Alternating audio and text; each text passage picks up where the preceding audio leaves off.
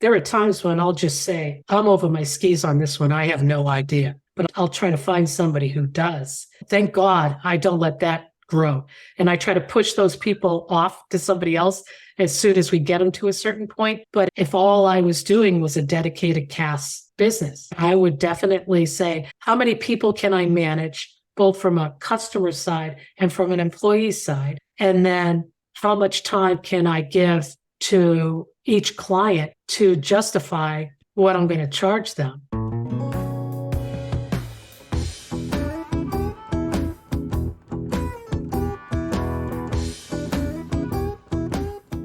Ladies and gentlemen, welcome back to the latest episode or the next episode of Strategy in the Virtual Controller. My name's Damien, Greathead, and I'm sitting in what looks to be a beautiful Sydney day. We're approaching summer, so it's definitely heating up, and I'm pretty pleased that the water's warming up as well, so I'll be able to get back out into the surf fairly soon. My co-host, Penny Breslin, she's sitting on the other side of the world, or the other side of the hemisphere anyway, sitting in San Diego. How's the weather outside your window, Penny? Yeah, we got some nice rain this morning. My dog was not happy.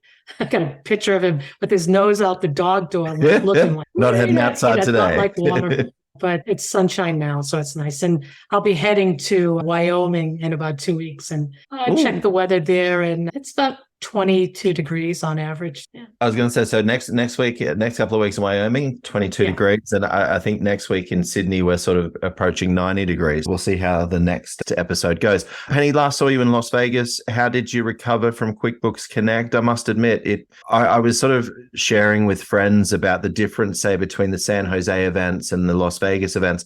And I just think being in Vegas, it's just that much more draining. I don't know. What do you think? I don't remember being that exhausted. And one of the things I found is that, like I said, when we were talking that not spending enough time, I felt like I was going quickly. And it was the same thing last year. I was constantly moving and going from place to place. There was a lot of energy. It was all positive energy. And certainly having the Miller and Shamilla there, and their eyes being the size of saucers. Right? In Las Vegas, on the strip walk. It was quite intense, and I was quite exhausted when I got back. Yeah, because I was at the San Jose ones as Receipt Bank, and they were much. I was working. Well, but I think it was. I don't know. Maybe it's just that you've already walked a mile before you even get to the conference in Las Vegas and that type of stuff. Whereas I don't know. So I was always exhausted after a QuickBooks Connect in San Jose, but it just seems to be a different type of exhausted after Las Vegas. But yeah, another amazing event, and it was always good to see you. And yeah, wonderful to see Namila and Shamila. And I really love the conversation about them as business owners. You know, that I think sometimes they get into their heads of the technical and training and that type of stuff. But it was really interesting to see them as business owners, as owners of partners in a, what are they, 70, 80 person firm now? 75. I believe they just sent over videos of the second room where we're putting all the tax team in their own space, just because it's getting kind of crowded in the other rooms. Yeah, so they're excited. And last night I got messaged because we had a new client onboarding. And before it started, they were sitting in the conference room and they all had towels. I said, what's going on? And they said, well, the water was up to our knees when we walked in because they couldn't get their cars and two-wheelers into our parking lot because we had cyclones and monsoons. So it took them, Vidya told me she has a 10-minute walk from the office to her house. And she said it took her 2 hours yesterday. Oh, goodness. To go home. Yeah, so we got a couple of days of cleanup to do. Luckily, our different stuff's type of on cleanup. The top floor. The only thing that went was the daycare. And all of that floor is all marble. Yep. So moving on to today's episode, Penny, we were just chatting about obviously coming out of QuickBooks Connect and probably 50% of the sessions on client advisory and accounting services. Yeah. And one of the interesting things, it was all about how to do the work. And I noticed a couple of sessions around quite practical worksheets about how to change your workflow, about how to structure your technology, how to price your services, but sort of an interesting one that came up as a part of a conversation we were having is that the conversations that a CAS advisor or a CAS advisor has with their clients are going to be markedly different than those conversations around tax or bookkeeping or the monthly close, aren't they? And you just had an example this week around payroll. So I don't know. I think that's a really interesting area for us to dive into today, is like, how do you prep yourselves for the conversations or the change of conversation types that you're going to be having with your clients when you step into this role of that CAS, of that virtual controller, of that external CFO? Tell us about the client situation in your firm. Well, this is one of the few direct clients we have, and they have payroll. Luckily, they have a really good payroll company that we've put them into, and we don't use that account. They have a separate payroll account that we pretty much, all we do is reconcile it once a month. Their operating account where we use for AP and AR, we have much more control over that. And so we just look at totals on that other one. It's feeding into QuickBooks. It breaks a lot. Sometimes there are delays. Ordinarily, it's pretty robust. And a couple of months ago, about 6 months ago, I had mentioned to him, I said, your payroll's really getting up there. And I said, maybe it's time to start establishing some budgets for the different departments you have. They were at about 15 employees then, and now they're at 24. And so he did establish budgets and said, and put a hiring freeze. And at the same time he was doing that, I said, I think that you could really benefit by having an in-house controller now, rather than us as a partial controller. He goes, well, we don't want to lose you. And I said, you could still use us for the bookkeeping and stuff, but I really think that you're being way too stretched. You're being the CFO, you're being the attorney, because they do a lot of investment contracts, which take him a lot of time. Plus, they do a lot of H-1B1 visas. They work with a lot of variety of law firms. So he's got a lot of stuff he has to deal with. I said, I'm not saying this that we're going to go away. I said, but it behooves you, if nothing else, for you to have an assistant.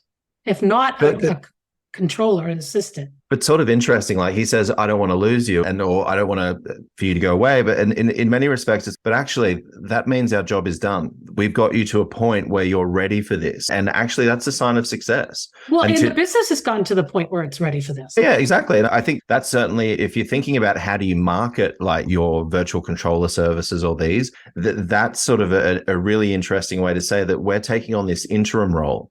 We're going to work and help your business get to a point where you need a full-time person in your office doing this. And that was the original thing. And so I think it's a sign of success. And I think if any listeners are out there thinking about how do they position their virtual controller services, position it as this interim type role that's going to help build the client's businesses up to a point where they need a full-time internal controller.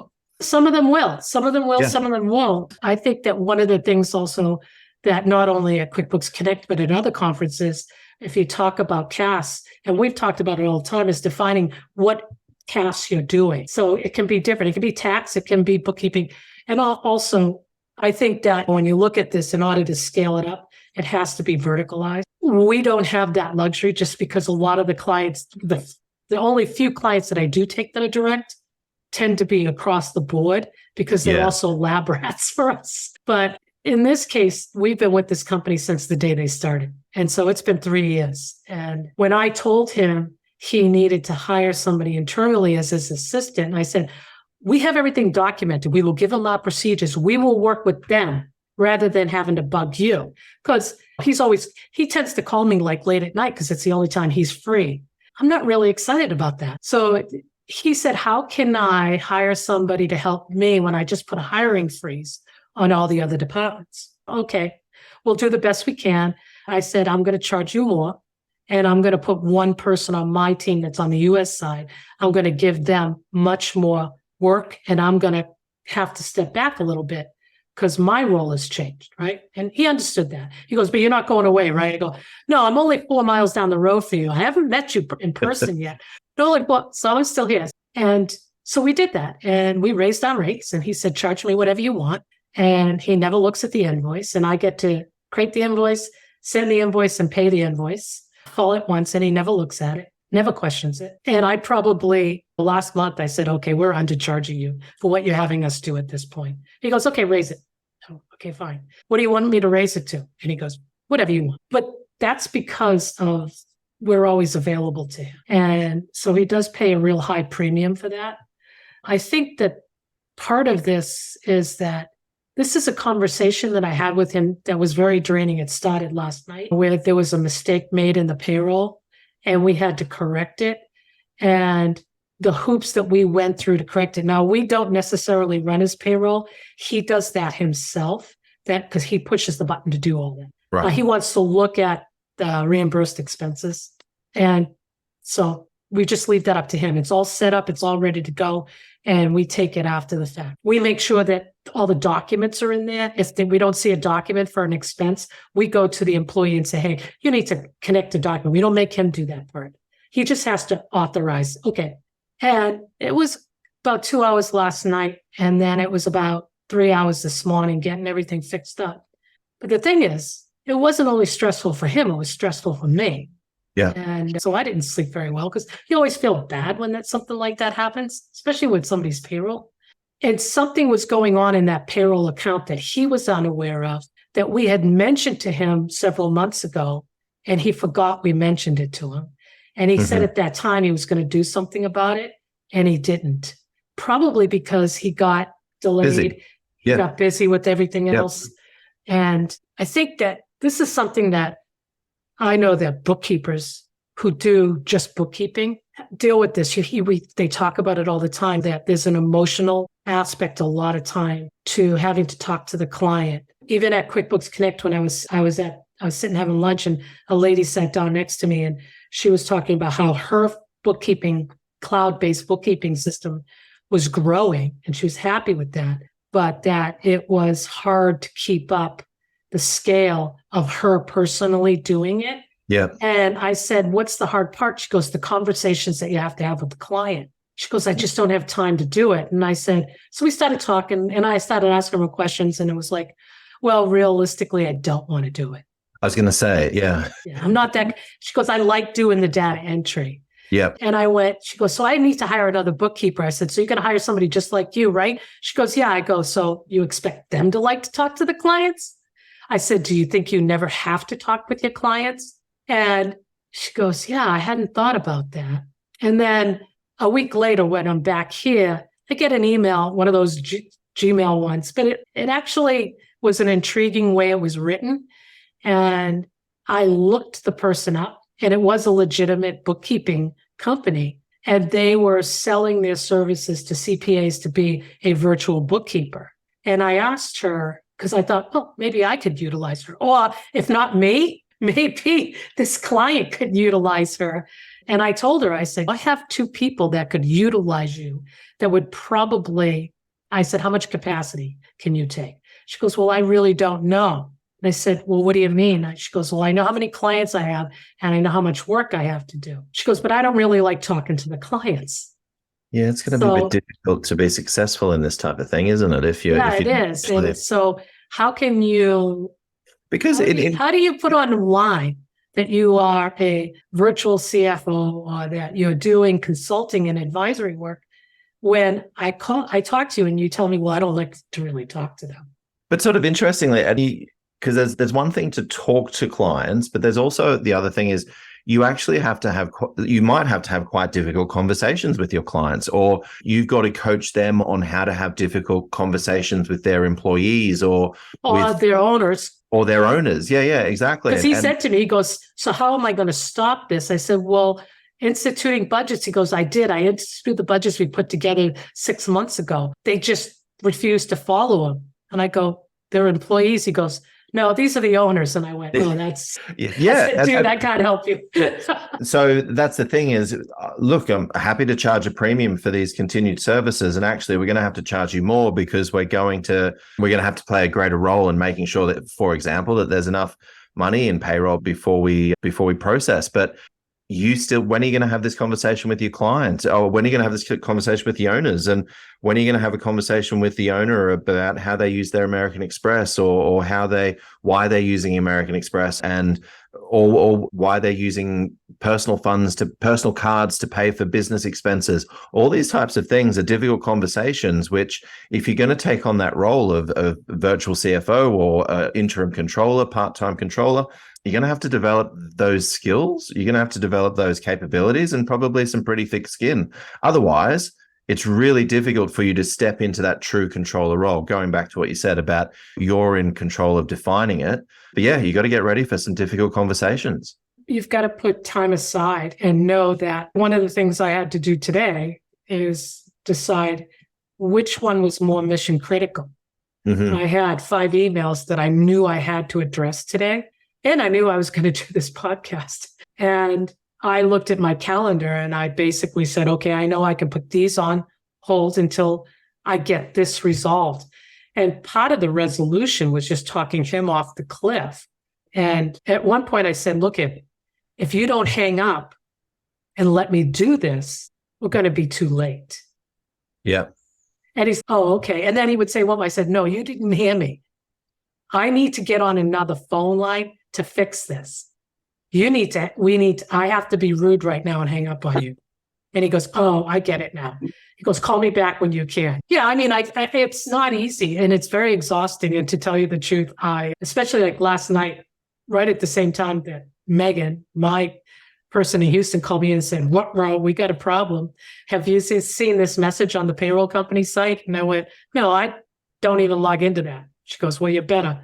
Well, you better take a look. At the same time, I was getting a message from Chennai, monsoons, water up to the kneecaps. And I go, okay. It was just a night without sleep. But you do have to think about, if you're doing CAS for tax, you're probably not having these conversations as often. But when you're doing CAS and you're doing, I'm going to close your books and have a discussion with you a lot, you're going to have these 2 or 3 times a week with a variety of clients. So that's why I think verticals are better, because at least you can narrow the conversation, you can narrow the apps, and you can narrow the processes and the budgets that you build and everything. So you can get a lot of that in the weed shit and use AI and technology and defined processes, and you can make that smoother so that you have time to have these conversations, because every business owner and anybody who has any kind of finances is going to have these conversations. Hell, I just went to buy a new house, and all in the same week. And it's QuickBooks Connect, buy a new house, get India, back up to the India crew, back to India, and then all this shit happening. Oh yeah, Thanksgiving. And my daughter her baby decided it's going to probably come a lot sooner than everybody expected. Come a little earlier? Oh, goodness. It's breached and fully engaged. Right. Okay. Wow. But also, not to say that life still happens and all that type of stuff, but I guess the thing is that if you are, again, trying to move down this path and trying to move away from that deadline-driven tax world or just bookkeeping or just compliance into the CAS world, the types of situations and the types of questions that are going to come your way are probably going to be quite difficult to the traditional month-end questions, the traditional payroll questions, and the traditional sort of tax planning questions. Are you prepared for that? Are you getting ready for that? Are you sitting down as a management accountant at the end of the month to talk about business performance? Very different conversation to sitting down or just lobbing the reports over the fence through email or something. Yeah, I mean, how do you start preparing for those conversations? And I think there are times when I'll just say, I'm over my skis on this one. I have no idea. You've just asked me a question that I don't have the answer to, but I'll try to find somebody who does. And that's a lot of that has to do because we're in so many different, thank God I don't let that grow. And I try to push those people off to somebody else as soon as we get them to a certain point. But if all I was doing was a dedicated CAS business and I wasn't running this outsourcing company, if I was just doing my own, I would definitely say, okay, how many people can I manage, both from a customer side and from an employee side? And then how much time can I give to each client to justify what I'm going to charge them? And then I think to me, it would be, I'd want to be verticalized. I'd want the conversations, because there's always going to be the peripheral personal stuff that comes into every time. And so I'd want to have the business conversations as focused as I possibly can so that I can learn that industry and be more proactive in dealing with the stuff that's coming in. And being proactive and teaching myself to be proactive, because we tend to be historical and reactive, and it's a different mindset. And again, when you're hiring people, make sure that you're hiring the right person for the job. And I'm going to bring up a little comment of something I read today, Jason Stats put out. And it was so timely. It was just like, sometimes when I get something in a newsletter, it's going, I swear Google heard me talking about this. But he had mentioned about hiring the right person to track your process and procedures. And I'm always on the case of accountants going, you're not good at this. And your bookkeepers aren't good at this. So instead of frustrating yourself, why don't you hire somebody who is more of an administrative person who would be good at this? And do you remember a couple of years ago, we did an interview with a gentleman, Rachel and I were out at their offices. Yep. Yeah, remember? And part of what I left him with was a job description of somebody to do that. And everyone in his office, the two tax CPAs, the two bookkeepers, and his main account manager, and he all said to me, well, they won't know what to do because they're not accountants. Well, what you're asking to do is to read, write, pick up the phone, speak clearly, distinctly, and follow directions. So far, none of you are doing that. And you're all accountants. Why do you think an accountant's going to do any better? Another one. And they did. They hired somebody who was not an accountant, and they were shocked at how well she did. Well, I was sort of thinking, as you were sort of saying, how do we develop that skill set and how do we develop that capability to speak to clients about stuff that is outside of the traditional wheelhouse and confidence level? And what I was sort of thinking about is what you said something that said, I don't want to get over my skis. I don't know the answer to that. Let me take some time to think about it and find someone who does. Yeah. And as you said that, and then we're sharing this example of bringing someone in with a non-technical background. That take care of all the weedy administrative. But what I was sort of thinking about is that person who knows this is not their area of expertise probably doesn't have any problem with the idea of saying, you know what, Penny, that's a really good question.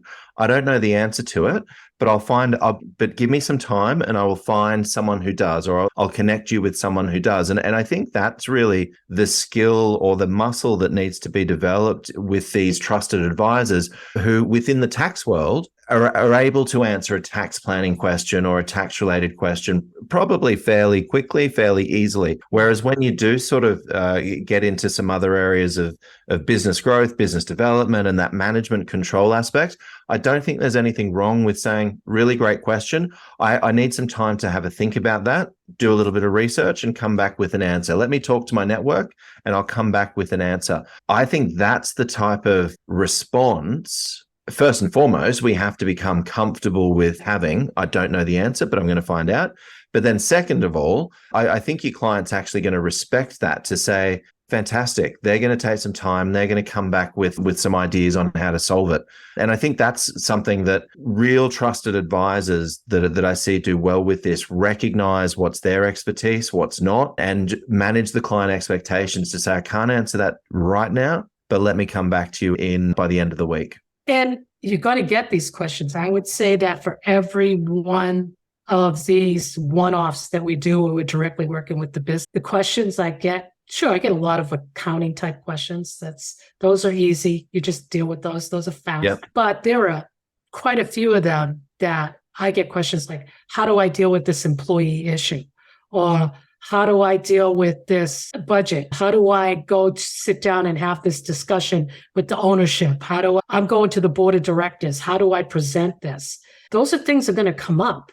If they're coming up for me, I'm not unique. Yeah. They're coming up with everybody else. And I mean, literally today, his last comment was, well, think about how you would address this and give me your feedback. And I'm going, you're asking me to tell you how to deal with your ownership. Which would be very... Have you met me? You know what? I said, I'm not going to tell you what to do. You're a grown man.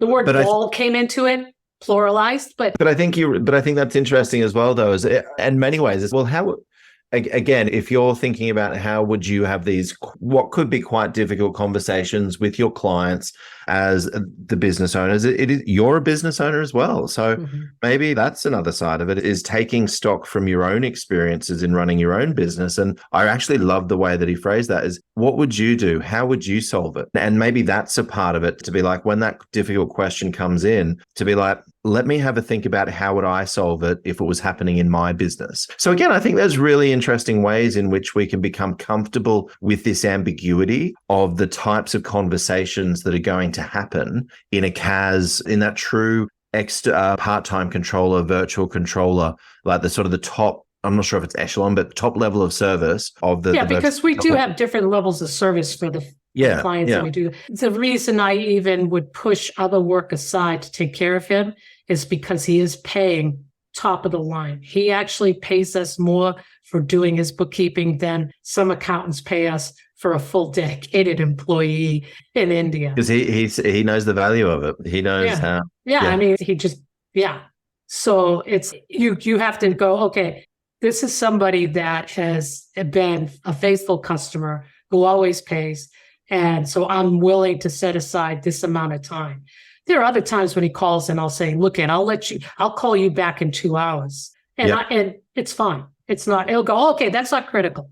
In fact, why don't you call me back and forth, because I'm going to be in meetings. And again, another good question that you can be asking is when do you need this solved for? Yes. Or when do we need to have this solved for? And again, I think actually, it's not urgent. Like end of the week is fine, or early next week, or before the next pay run, or before the next we have whatever. Lots of calls like that. As long as we've got it solved Slack or then. Text me and go, I need this within the next 2 days. Can we have a conversation about it? And that's fine. This was mission critical today. And it just happened to come in with a couple other mission critical things, but his moved to the top of the food chain. And I reprioritized my work, handed some of it off to other people, and then just pushed some off to the back burner that I knew it wasn't life and death. And in this case, the stress in his voice, this isn't a life and death thing. We fixed the problem, but the stress in his voice was enough to make me want to push everything out. But you have to listen to that. You have to be able to respect that and understand. The first thing I did was I said, we'll take all responsibility for that. He goes, but it's not your fault and it's not your responsibility. I go, yeah, it's a bunch of everybody's. Wouldn't you say? He goes, yeah. And that kind of calmed him down. He goes, yeah, kind of everybody was like, yeah. I said, it's a lot of monkeys and footballs going on here. I don't know what analogy that is. There's too many monkeys in the kitchen. What's monkeys and okay, football? I could say it because this is our podcast and everybody knows it's monkeys fucking footballs. Exactly. Nothing is working right now. Oh, so nothing is working. I'm just like, I still don't understand that analogy. Like, oh my God, it must be totally American. I think it might be completely north. I'll tell you what, Don Brolin will know what I'm talking about. Yeah, no, that's what I mean. It's like maybe it's a totally northeast of the US. Yeah. Well, okay. So I think it's sort of interesting. As you do step into this role, this CAS role, and particularly when you are talking about those levels of service, which include the management accountant, that virtual controller, or virtual. If you're calling yourself a virtual CFO, you better be ready for some difficult conversations. Yes. You're not just closing out the books here. Yeah. And actually, maybe that is part of your positioning. Is actually, does what's on my website, do what's on my business card, what's on my LinkedIn profile, does that actually reflect the level of complexity or level of conversation that I'm willing to have with my clients? Years ago, back in the caveman days of the 1990s and the early 2000s. Well, when we first met. We developed a monthly conversation that you could have with your clients, because oftentimes we would hear, well, I really don't know what I would talk to them about, right? And we would go, what do you mean? If you were in their books every month, you'd know what to talk about. You'd find something to talk about, yeah. So we built one based on what was then compliance stuff. Just to get the ball rolling, right? But if you're in a vertical too, and I hate to keep on pushing this, but if you're going to do CAS and you're going to do it with any level of depth, you're going to have to go vertical. If you market very well, you can, and your target size of client, you can kind of just put a list together of things that you're going to have to talk about over the year, mixing in with it some of the compliance stuff that it pops up during the year, right? One of the topics you could have is, in this case, we've tried to bring this subject up to them several times that, hey, this American Express card that you're putting everything on has an extremely high interest rate, and you're getting carrying a balance every month. Extremely high convenience fees for using them. you're using it to get points. What's the ROI on that point? And we've put together documents for them, but they don't want to look at it. Well, now they're gonna look at after today. And it was like, that's something that I think that every accountant could just put that as I don't care what business you're in. If they're using credit cards, immediately put that on here's the topics I'm going to bring up. If the client doesn't call me, I'll call them about these topics, and put that in there and build a list while you're working with the client to say, hey, this is a topic based on this time of year. I really want to go over it with them. And you can schedule it so that it fits in with your timing on other things you have to do. And to tell you the truth, even if you're virtual, in a lot of cases, when they say they're virtual, a lot of their clients are kind of local to them. So if you had maybe a little less virtualization in your firm and you had a kind of more of a variety of clients, but they're all in your local area, you could say, hey, once a month, I'm going to bring you into my office, into my conference room, and say for these high-level clients, we're going to have a discussion, and you can do up a whole spreadsheet, and you don't have to point anybody out, but let's talk about credit cards, and let's talk about how a business could use them, and why are you doing it for points? One of the things that I've tried with not only this client, but another one who has an overuse, I think, of credit card is going with something like a Divvy or an expense management system that actually gives you a card and you pull the money out on that. What is all these points getting you versus the control and the expense of money going out that this other one would give you? Let's look at that. And you don't even have to name names. You don't have to bring up credit cards. You could just say, here's your average interest rates. Here's the average points you're going to get. Here's the cost it's going to get you to get those points. I like that idea of every business, regardless of the industry that it's in, there's probably going to be certainly at least 12 topics that you can raise to be like, you know what?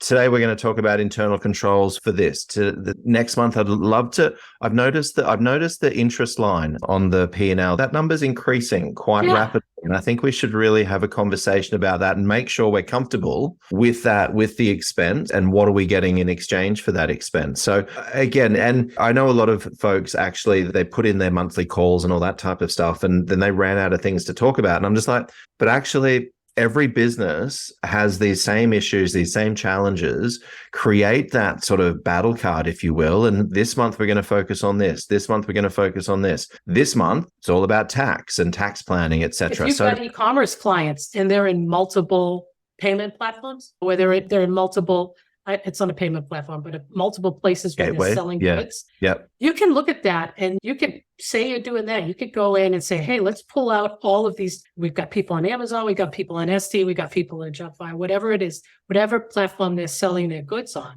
And then each of them charges different rates. Each of them takes PayPal. Each of them takes a different percentage. Each of them then gives you back different information that things like Bookkeep save you on. So what's the value of putting everything into Book? That's a good way to judge it. Sit down, you bring in about 5 of your e-commerce clients and say, hey, look at what this is. Now, are you making the money in Etsy that you're making on Amazon? How much is it costing you to manage that channel versus this channel? Maybe that channel is not really making you any money. Or maybe it's not making you any money because what are you doing to advertise in this one versus who's advertising in that one and how is it being pushed out? I mean, those are conversations that a CFO or a revenue officer would have with a company. Those are conversations that you should be having if you say you are a virtual CFO. That virtual controller. Yeah, and absolutely. So you could just put that on your monthly calendar. And you can send out, these are the topics that are going to take place in our office on a Zoom call or in person. Sign up and register if you'd like to know more. And I think that's the other thing as well is you don't necessarily have to, on the 15th of every month, we're meeting with Joe Blogs. Oh, God, I know. We get that all the time. You have to close this set of books by the 10th and this set of books by the 12th and this set of books by the 15th. And it's like, wow, you really have your clients regularly. And I know in the back of my mind, that means that they've checked that client off as done and they're not doing anything except sending out a report. accept sending that report, which if that is what your level of service is, what your fine. service level, then that's absolutely fine. Penny, I think we could talk for hours on this one. And I think it's really interesting. We sort of started the conversation around get ready for difficult conversations, but actually, quite strangely, a lot of our episodes always come back to that first couple of episodes, the first chapter in the book. Decide what it is that you want to do. And if you're going to call yourself this, then you have to be ready for the client expectations of this. So if you're going to call yourself X, then the client should have expectations of you delivering X. So be prepared for that. And it's okay if you want to call yourself a virtual back office bookkeeping department. That's fine, because that's what you're delivering. And maybe that's all you're doing is you're delivering bookkeeping. You're not delivering CFO services. You're not delivering controller services. Those are totally different.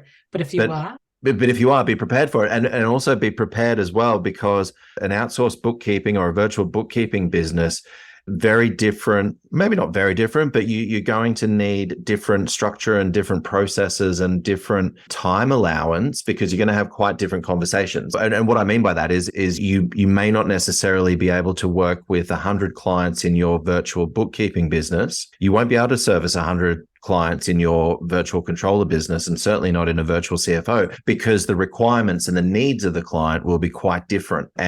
But hopefully the fees are, hopefully the prices you're charging are as well. It's a really interesting conversation, Penny. Yeah, it was about get ready for difficult conversations, but actually it always comes back to what do you want to be when you really want to do? Yeah, and be very intentional about that. I decided, screw it. Yes. But I did it anyways because he's a good client. Yeah, absolutely. Well, and I think as well, it's one of those learning opportunities, and you use those opportunities, which actually form part of what you deliver next year, what you deliver next month, what you deliver next payroll period. It is that learning opportunity as to how to make incremental improvements to the business model. Penny, always a pleasure. Ladies and gentlemen, if you've enjoyed today's episode, do us a favor, like us, share the episode on your LinkedIn profile or on Twitter or X or whatever it's called these days. If you do want to get in touch with us, you can find myself on LinkedIn, Damien Greathead, and you can find Penny on LinkedIn. And where else can people find you, Penny? MoneyPennyLLC.com. MoneyPenny LLC. That I looked at it a year ago. It looked okay. The website. Maybe find Penny on LinkedIn. Penny on LinkedIn. Yeah, there we go. That's the way to do it. Yeah, I don't. But if you've got any questions for us, if you've got any situations that you'd like to run past us, feel free to get in touch. And Penny, always a pleasure. And we'll see you next episode. Okay, you got it. Bye-bye.